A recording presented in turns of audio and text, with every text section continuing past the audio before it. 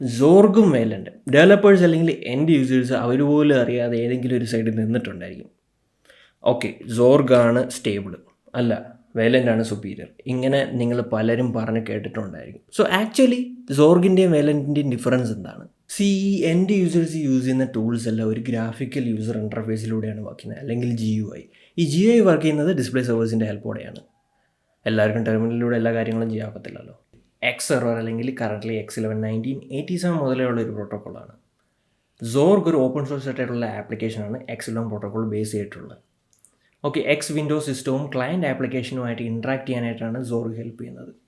Simply പറഞ്ഞു കഴിഞ്ഞാൽ നമ്മുടെ മൗസ് മൂവ്മെൻറ്റ്സും അതുപോലെ തന്നെ കീ സ്ട്രോക്സും ഇതെല്ലാം സോർഗാണ് ഡിസ്പ്ലേയിൽ കാണിച്ചു തരുന്നത്.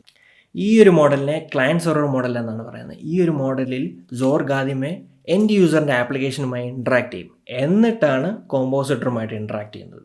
ഓക്കെ, വെയിറ്റ്, കോമ്പോസിറ്റർ എന്താണ്?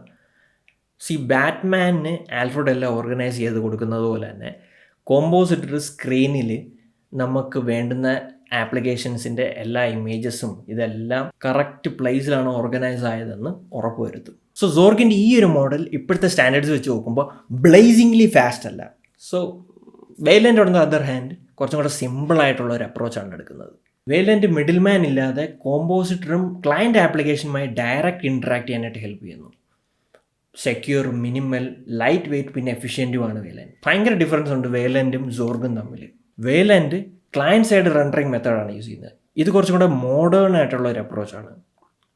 അതുപോലെ തന്നെ കോഡ് ബേസ് ഭയങ്കര മിനിമലും എഫിഷ്യൻറ്റുമാണ്, ബ്ലോട്ടില്ല. As of now Valent completely perfect ആണെന്ന് എനിക്ക് പറയാൻ പറ്റത്തില്ല. സോർഗാണ് സ്റ്റെബിലിറ്റിയുടെ കേസിൽ ബെറ്റർ. ഒരു സെക്യൂരിറ്റി സ്റ്റാൻഡ് പോയിന്റിലൂടെ നോക്കുമ്പോൾ വേലൻ്റാണ് GUI ലെവലിലുള്ള ഐസൊലേഷൻ തരാൻ പറ്റുന്നത്. ഡെസ്ക്ടോപ്പ് എൻവയോൺമെൻ്റ് ആയിട്ടുള്ള KDE ഡിഫോൾട്ടായിട്ട് വേലൻ്റാണ് യൂസ് ചെയ്യുന്നത്. സോർഗ് ഡിച്ച് ചെയ്യാനായിട്ടുള്ള ടൈം ആയി വരുന്നുണ്ട്. Speaking of security, algorithm hack ചെയ്യാൻ മറക്കണ്ട.